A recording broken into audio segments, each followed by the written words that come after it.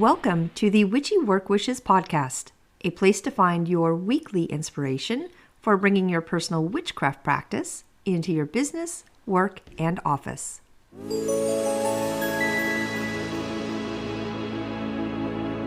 Welcome to Witchy Work Wishes. I'm your host, Charlene, and today we are talking about the signs of being overwhelmed and what we can do to help ourselves move through them.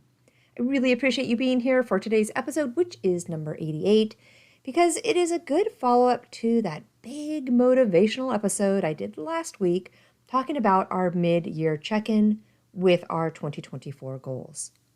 You know what, but first I do like to pull some things that happened over the weekend in my own personal craft and practice and, well, you know what, in my own personal life. And I was overwhelmed.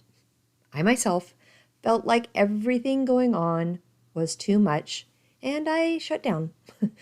I know I've mentioned all of the irons in the fire for me right now, and I think there is a tipping point for most all of us. And the tipping point can trigger different reactions for sure, as I think, at least with me personally, there are levels. I had a severe tipping point back in the fall of 2021 that led to a pretty drastic level in that December. But right now, while I do feel overwhelmed, it's not like at that level. It's not at a level that I can't handle. It's just, overwhelming. So I had a different episode planned for today, but then over the weekend when I was working on it, I knew I should be working on this instead, this very topic. Because if I am struggling with it, maybe you are too. And if I have some good tips and tricks that work for me, well, I want to share them with you because maybe they will work for you too. And hey, vice versa on this one or anything we are talking about. If you have a good tip or trick, please share it with me. That is what this Witchy Work Wishes family is all about. Sharing things so we collectively can get stronger or be better, be available to support each other in our practices and, well, of course, how we can bring our practices into our corporate worlds. So my tipping point ended up being my family. If you remember, my mom had emergency open heart surgery in May, which was a huge curveball for me and my brother.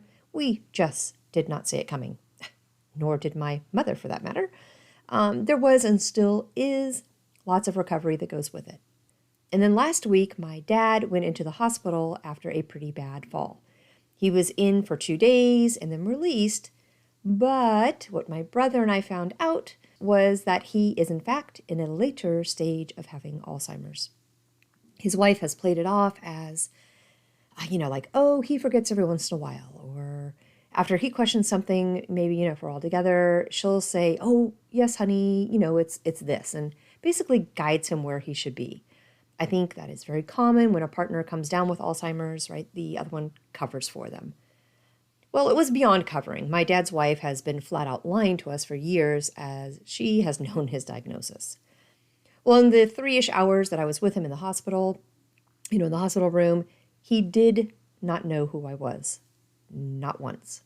So that is another big hit in a consecutive month for me with my parents. Now, in all honesty and reality, this is where I am at this point in my life. I turn 55 next month, which means my parents, who are in their early and mid-80s, are going to start having things just like this come up. This is life, right? It is. For me, though, this past week, it was another level of, not stress, but something that got added on to a bunch of other somethings that were already in motion. Now, luckily, I own my own business, so I have flexibility that I would not normally have if I was working for somebody else. That meant that I could rearrange meetings and be out of the office for a whole week with my mom and then reschedule things so I could be with her and help out once she was back home. It meant I could leave right away when I found out my dad was hospitalized. So I am thankful. I am really thankful I have that as an option. But just because I do have that as an option doesn't mean that the work just goes away. It still needs to be done, just on a different schedule. That means working late at night, on the weekends, whenever I can catch back up. And it's not just family stuff right now. 3 weeks ago, I put in motion a second location for my business, Blackbird Bookkeeping. And not just leasing something, like another corporate office, but buying a mixed use building.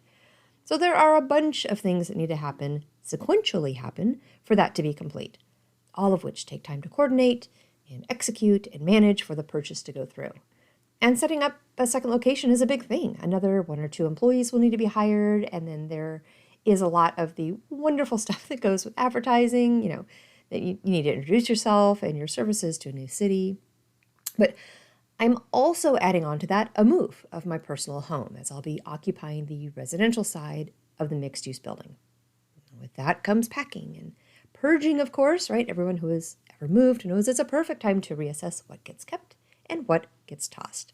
But there's a deadline on this one. I gave notice at my rental. So now I must be out by a certain time, like the end of June.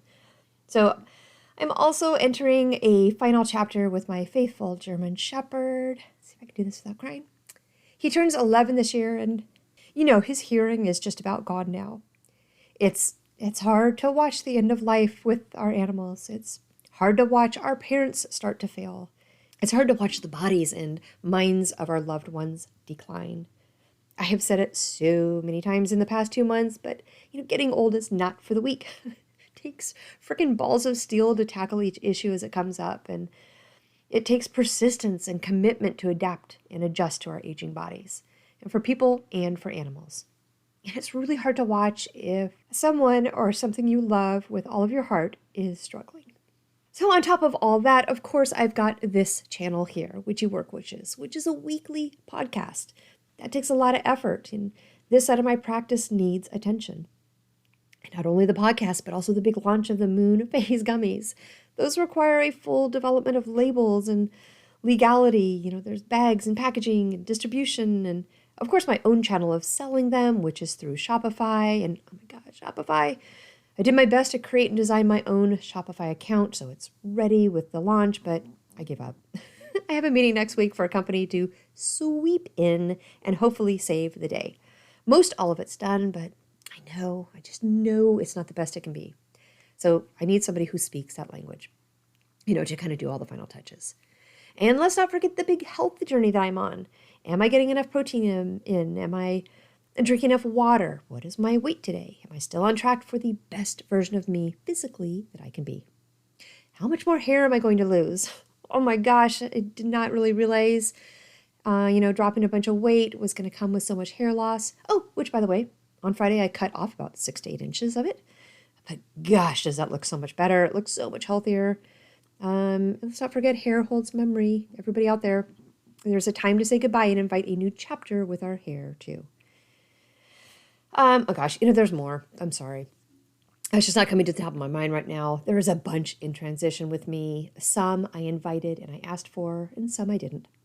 But, I ended up going to my animal oracle deck just from, for some general guidance on the situation right now, how I was feeling and how overwhelmed everything was feeling. I loved the dog spirit that I pulled last time. It felt like it was and still is exactly on point. What I got today, freaking on point, but maybe not exactly what I wanted to hear. So I pulled the groundhog spirit, which says it's time to let go. The write-up for the groundhog spirit from Colette Baron, from Colette Baron Reed's book says, endings lead to beginnings, and death is a part of life. So groundhog spirit is here to let you know that it is a time to accept the natural ending of something that is no longer serving you. We love to hold on to what is familiar, but the new seeds need space to arrive so growth can occur. When groundhog spirit appears, it is a sign that there is something in your present situation that you need to let go of so that something new can be born, something that will far better serve you now. When groundhog sees his shadow, he retreats to his den. So too might you yearn for a little more time to say goodbye and transition into the new. Sorry, I don't know why this one's hitting me so hard. However, change is coming and it is good. So let go of your resistance. Spring brings many blessings, and what must die will always be reborn in a new form that will be right for you. Life requires change and detachment. Say farewell to what once served you and get ready for something amazing to take its place, because Spirit is already sending it your way. Oh my goodness. Okay, sorry. Gosh, there's so much change and transition happening right now, and I'm not exactly sure where to apply this message. So for right now, I'm just leaving it as an overall theme. I drew this card for a reason, and I have it on my vanity mirror so I can and will be reminded of the message. It's time to let go. Oh, goodness, I do not mean to be dumping on you guys right now, but this does lay the groundwork for what I'm personally going through and everything that is in motion for me right now. And it feels overwhelming. And not like, red flag, stage red, like I was back in 2021, but I'm at the point where I need to get everything written down that needs attention and basically turn into a triage nurse in the ER. Like, what needs my immediate attention? What do I focus on first? And then prioritize everything from there. So again, I thought if I'm going through the overwhelming feelings of, oh, this is too much, maybe you are too. Or maybe you aren't right now, but you might want to, keep this podcast handy for when you do feel that way. So let's go ahead and jump into today's podcast and come up with solutions for both of us.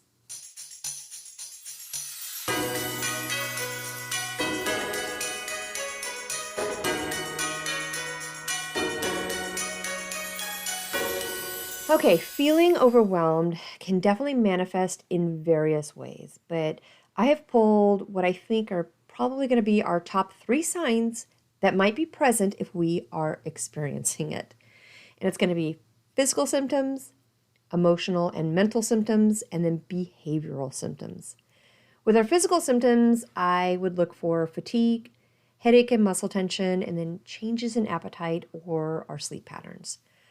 Constantly feeling tired or even lacking energy, even after you've had a good night's sleep, is a common sign of being overwhelmed. Stress can cause headaches, migraines, and muscle tension, particularly in the neck and shoulder area. And then being overwhelmed can lead to eating too much or maybe too little and can disrupt our sleep, causing insomnia and oversleeping.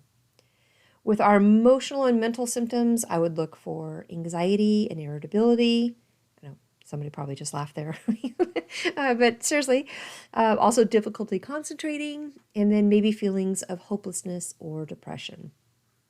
Feeling anxious, on the edge, or easily irritated can indicate that you are overwhelmed. You might find yourself worrying excessively about tasks or responsibilities too. Trouble focusing, making decisions, or remembering things can be a result of an overloaded mind as well. And then if you have persistent feelings of hopelessness, sadness, or being unable to cope, can signal that you are under too much stress. If you are experiencing something like this, I would say please go get help right away. Asking for help is not a failure. It is a sign that you are committed to the best version of you. And those I think, for me, those are red flags. Hopelessness, sadness, and just being unable to cope, those are red flags for me. And I think that is where you have to wave the white flag and say, I need help. I would do that for me. And then the last one, behavioral. I think for this one, it's going to be avoidance, procrastination maybe, social withdrawal even, and then increased reliance on coping mechanisms. So if you are avoiding tasks or responsibilities, maybe procrastinating a little bit or a lot, or even finding it hard to start or complete tasks, these can be signs of being overwhelmed. If we are pulling away from social interactions, if we are isolating ourselves, if we are avoiding social activities, this can also indicate that we are struggling to manage our stress. And then, of course, turning to unhealthy coping mechanisms. This can be alcohol consumption, this can be smoking, this can be overeating. These are all ways of trying to manage overwhelming feelings. So stress is an inevitable part of life. And over the years, I have learned that Managing it effectively is crucial for maintaining both mental and physical well-being. And my journey to understanding and managing stress has been filled with trials and errors. But through this process, I really have discovered several strategies that work well for me. And I promise I'm not going to say, hey, you know what, just slow down, just do less. And when someone says that to me, I want to jump out of my skin. In thinking about what is overwhelming to me right now, very little of it was intentionally put into motion. Some of it was, some of it I asked for, for sure. But life happens. Whether we want it to or not, life goes on, with or without us. All right, so one of the first steps that I took personally in managing stress over the past couple of years was, acknowledging its presence in my life. It's easy to dismiss feelings of anxiety or, overwhelmed as temporary or even insignificant. But recognizing them as indicators that something needs to change was very pivotal for me. Now, this awareness allowed me to take a proactive approach to stress management rather than a reactive one. Exercise. I would love to say that this has been a cornerstone of my stress management strategy, but it is not, at least not in the sense that everyone thinks exercise. For sure it's a goal, and I know that physical activity, whether it's a brisk walk, a session in the gym, yoga class maybe, it significantly reduces stress levels. For me personally, it's not the rigid exercise routine. It's more about being active outside of my garden. It's digging holes, it's planting, it's mowing the lawn, trimming the trees, it's weed whacking, it's watering. It's all that type of exercise that I personally incorporate into my life. If it's going to the gym for you, right on. If it's a yoga class, wonderful. But exercise in some form or fashion is going to help combat stress. The endorphins released during exercise act as natural stress relievers, helping me to feel more relaxed and centered. And additionally, exercise provides a healthy outlet for the tension and that frustration that often accompanies stress. All right, next I've got mindfulness and meditation. They have also become essential tools in my stress management toolkit. This also happened to be a big goal of mine for 2024 in general. So by, no means am I good at it, but I am constantly getting better. And practicing mindfulness helps me stay present and focused rather than, getting caught up in worries about past or future. Daily meditation, even if it's just for a few minutes, helps calm my mind and reduce the mental clutter that contributes to stress.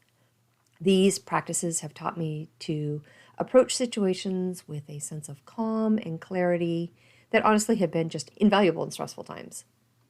Another critical aspect of managing stress for me has been maintaining a healthy work-life balance. Now, I have always enjoyed work. It's a core element of my DNA makeup, I think. I'm kidding. But balancing work life and home life is really, really hard. And most people who are doing it realistically will tell you a true balance is impossible. And I would agree. There is a give and take. Putting in extra hours will get you ahead. There is no doubt a direct correlation between effort and reward in the corporate world, especially if you are starting your own company and business. There are no specific holidays or vacations, right? You do what you have to do to grow the company, no matter what day of the week it is, no matter if you're on vacation with your family. If something needs to be done, you do it. That does not mean that setting boundaries around your work and ensuring that, I make time for my hobbies, for socializing and relaxation don't happen. They do. It's just sometimes one side has more attention than the other. Again, back to that triage mindset. What needs my immediate attention? Now, if everything at work is going smoothly, then it's my personal life that can get fluffed and tended to, and vice versa. My ability to recognize this, though, it really does help to manage my stress. I've learned that taking breaks and, giving myself permission to rest is not only okay, but necessary. So, seeking support from others has also played a pretty significant role in my stress management journey, whether it's talking to a trusted friend, to a family member, or even to a therapist. Sharing my feelings and experiences helps lighten the emotional load. I've found that discussing my stressors with others not only provides a relief, but it often leads to new perspectives and solutions that I hadn't considered. You guys know, right? That one person that said something when you were purging all of your thoughts and it just stuck with you. It was a great solution, even if it was a temporary one, but it was a great solution to something that you did not think of. Now, as a practicing witch, I've found managing stress requires a blend of some, mundane and some magical approaches. Life can get overwhelming. And when it does, I turn to my witchcraft practices to find balance and tranquility. So for the witchy side of things, here's some of the things that help me de-stress and restore my energy. So one of the first steps I take is grounding myself. Grounding is a fundamental practice that helps me connect with the earth and dispel excess energy that may be causing my stress. So when I feel overwhelmed, I step outside, barefoot. No kidding, I am barefoot. And I imagine, a roots extending from my feet into the ground, drawing up the earth's stabilizing energy. This simple practice brings me back to the present moment and provides a sense of stability. I don't need 2 days. I don't need 2 hours. Sometimes I just need 2 minutes. And no matter what is going on, I know I can always take 2 minutes to be outside and connect with the earth element. So see, another essential practice in my stress management routine is meditation. And I know I just mentioned it, and I'm actively working on being better with it. But I do want to say real quick, if you struggle with meditation like I do, fake it. Seriously, fake it till you make it, baby. It felt so foreign to me at first, and it felt silly and completely like a waste of time. But I kept doing it. And little by little, it started generating the relaxing feelings I was craving, the relaxing environment I was working towards, and all of the good stuff that comes with it. So I personally create a kind of a sacred space in my home where I can meditate undisturbed. While I am an empty nester, both of my boys are off in college, I do have 3 cats and a big dog who, while is slowing down and now almost at 11, he is still a big presence in my home. So space for me usually does include a private room where I can just be. Lighting a candle is a part of it. I do have a lot of incense that I use, but I will sit quietly and focus on my breath.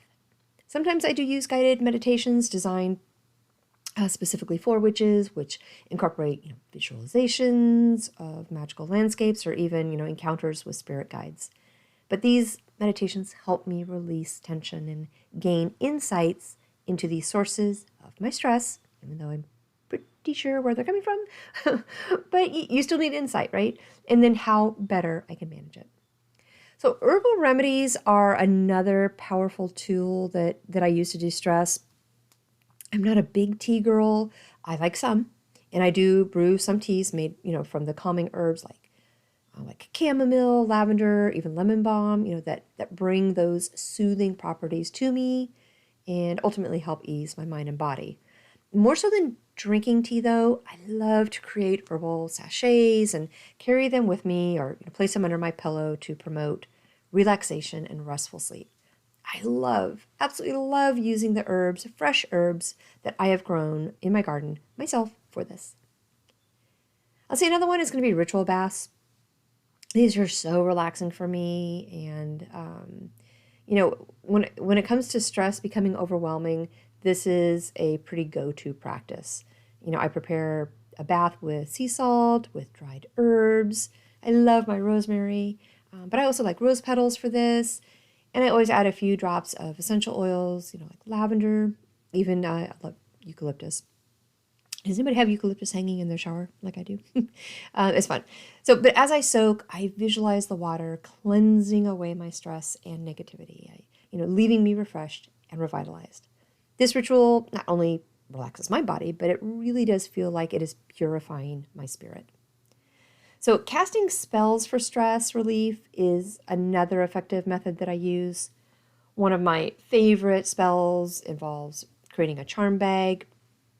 This is really easy to do if you guys want to mirror it. I honestly just fill a small pouch with calming crystals, like, I'm a go-to on my moonstone. There's almost always moonstone in it. But I'll pull things like amethyst maybe too. I write something down on a piece of paper about my intentions for peace and relaxation. And then I can carry this charm bag with me. I keep it in my purse. I can have it on me. Something that continuously reminds me of my commitment to reducing stress and maintaining balance. If I know there is a day coming up, if you look on your calendar, your work calendar, you know what's ahead. But I'll coordinate. I'll coordinate my crystals accordingly. These help bring in specific energy to diffuse stress, to maybe help protect me from other people's stress or energy, Maybe it's one day that it's going to be all about self-caring while I work. For that, of course, I'm going to grab my pink rose quartz and let the crystal do its job. Let it work its magic and send all of the amazing vibrations and energy into me. A biggie for me, though, honestly, is going to be connecting with nature, too. This one is crucial, and it has been for my entire life. It is a big part of, it's just a big part of me. I don't necessarily want to say it's part of my de-stressing routine, even though it does help me to de-stress. But spending time in natural settings, whether it's going to be a forest, on the beach, in my garden, it all allows me to absorb the healing energies of the earth. Now, the earth element is the only one that is not in my top 3. My sun sign is water, my moon sign is air, and my rising sign is fire. So the earth element is the one that I'm really drawn to and always have been. Animals and wildlife, they find me. Ask my boys. They always do. But I call to them. I need them in my life. So I often perform simple rituals, outdoors, such as leaving offerings for the spirits of the land or doing a grounding meditation by a tree, something that I can coordinate with the earth element. And nature has a way of soothing my soul and helping me regain perspective. Now, lastly, this one is an extreme on my pendulum of social interaction. But when things get tough, I honestly first retreat. I do. And I know I mentioned that as a warning sign in the beginning, but for me, it is a default. I retreat and I isolate. I don't feel like I'm hiding. It's just how I personally deal with stuff. I have never really relied on others. I am highly independent and self-sufficient. But you know what? That only goes so far. So once I have a game plan, then I personally do the other side of the pendulum and I seek solace in my friends and family, and of course our witchy community. Sharing my experiences and my feelings provides support and understanding, whether through lunches out, meet for drinks, dinner parties, online forums, or gatherings with like-minded friends. That sense of community and shared wisdom helps me feel less alone in my struggles. So I'm I'm on both sides of the pendulum with that one. First, I retreat and I kind of get a game plan, and then I go and I look for support. So we all have a rich array of tools and practices at our disposal to manage stress. We do. We just need to understand our own personal playbook and how we've managed stress in the past. And if it worked or if it didn't work. If it did, great. If it didn't, you need to rewrite the playbook a little bit. The step-by-step routine you'll do next time so you win. So that you're going to manage the stress and move forward. Life happens. Stress will be a big part of it. So I say let's be ready with tools at our disposal if it gets to be too much. Now, I didn't really tie anything to our work wishes this time, other than, if something is stressing you out at work, I would just triage it like this, just like what we're doing right now, just like any other stressor you would tackle. So for me, by grounding myself, by meditating, using herbal remedies, taking ritual baths, casting spells, connecting with nature, and seeking support, I can effectively kind of de-stress and maintain my spiritual and emotional well-being. But find what works for you. Maybe something in today's episode is new for you. Maybe a bunch are. Or maybe it's all stuff you were already doing to manage your own personal stress. For me, it was important to have this episode right now as a reminder to myself of what I need to do to manage the many irons in my fire. I really do hope it was helpful for you too. So see, we have Litha tomorrow. Oh my goodness, on Thursday. And guess what? Our full moon is the very next day on Friday, June 21st. That means we have some powerful energy coming our way. So stay with me as I share my poem all about stress and tackling it. And then jump into the moon energy for this week and weekend because it is a biggie.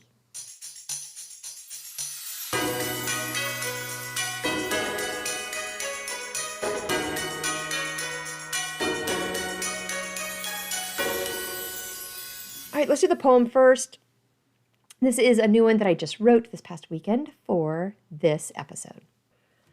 Stress, oh stress, I see you again, like a nagging hooligan, poking at me day and night, rushing through my veins with fright. In the darkened shadows of my mind, stress likes the weakness it can find, and like a weight upon my chest, it whispers worries that never rest. Overwhelmed I might be, as once again it's you I see, dancing through my dreams and thoughts, tying stitches in my knots. Yet in this chaos I seek reprieve, a gentle whisper of peace I see. I ground myself, roots deep in the earth, drawing strength from below and finding my worth. To help control my own fate, I'll make these worries dissipate. One by one I'll piece together a plan to calm my stress forever. Maybe forever is a bit too grand, but for now, right now, I have a plan. I am learning to navigate and handle the stress, and create little steps to clean up the mess. I find solace in rituals of spells softly cast. With the embrace of nature, the storm cannot last. For within me, I have a power resilient and true to rise above stress and start the day new. Okay, our moon, ooh, it's a biggie. This week, when she corresponds to another biggie, like Litha, and our summer solstice. This is bringing a bunch of full energy with both the sun and the moon. Well, guess what? We have a special couple of days to do something big. And I would go big on this one. So summer solstice. A summer solstice occurs right between the 19th and 22nd in the Northern Hemisphere. It is the longest day of the year. So for this year, 2024, it is tomorrow, Thursday, June 20th. So solstice is when the Earth's axial tilt is most inclined towards the sun, resulting in the highest path of the sun in the sky and the longest period of daylight. A full moon occurs when the Earth is between the sun and the moon, and the moon's near side is fully illuminated by the sun. This happens every 29 and a half days, which is the length of a lunar month. Now, when they both line up, well, we have an astronomical correlation. The full moon and the summer solstice don't coincide regularly, just so you know. When they do, it really is rare because the cycles of the moon, the lunar phases, and the Earth's orbit around the sun, the solstices, are not synchronized. So the last occurrence of a full moon on the summer solstice was June 20th, 2016. And prior to that, it had not happened since June 22nd, 1967. This is rare and super, super special. So both the summer solstice, Litha, and the moon are significant to us. The summer solstice is a time to celebrate the peak of solar power, fertility, growth, and the abundance of nature, right? Full moons are times of heightened energy, clarity, and magical potency. When a full moon coincides with a solstice, it is considered, an especially powerful time for our rituals, our spells, and all of our amazing celebrations. So the summer solstice really does represent light, warmth, and life at its peak. The full moon symbolizes completion, illumination and the fruition of our efforts, right? Together, they create a potent symbol of fullness, of abundance, those merging energies of the sun and the moon. Now, both solar and lunar cycles can influence biological rhythms in humans and animals, right? The extended daylight of the solstice can affect sleep patterns, mood, and behavior. And similarly, the full moon has been reported to affect sleep quality and has been linked to changes in animal behavior. The combination of a full moon and the solstice, oh my goodness, this can heighten emotional and psychological responses due to the increased light and the cultural significance attributed to these events. So people, we might experience increased energy here, heightened emotions, and certainly we can have a bigger sense of connection to the natural cycles. While the full moon and the summer solstice occur, due to separate astronomical timings, their rare coincidence creates a powerful convergence of solar and lunar energies. This has significant cultural, symbolic, and even potentially biological implications, making it really a super exciting time for us to do some workings. So do not miss out. The next 3 days has a bunch of energy. Use your time wisely and your energy wisely, because I know I will. And I want to say thank you. Thank you for being here. I know this one got a little personal. I got a little teary. Again, gosh, is that back-to-back cheery episodes? But I thank you. I thank you for listening. I am very thankful you are part of Witchy Work Wishes. I am grateful for your loyalty to the podcast and family. I really hope you enjoy the next couple of days and your big energy weekend. I will talk with you next week.